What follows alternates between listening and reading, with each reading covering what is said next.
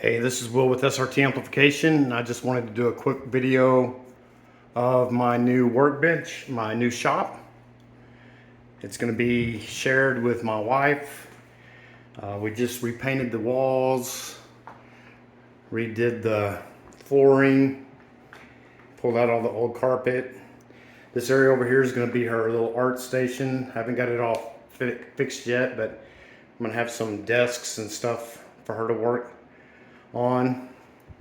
And then I got this over here. This area right here is going to be my teardown station.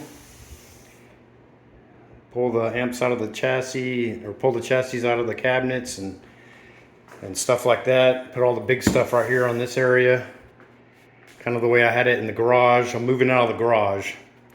I really don't have everything in here yet, but you can see I'm getting things populated, kind of the way I had them back then, back in the garage, and getting everything organized.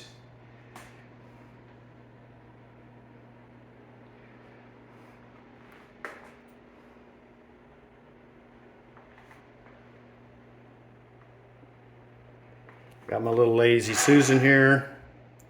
She's gonna have some Lazy Susans as well. She does painting and ceramics and stuff like that. So she's gonna have all that stuff.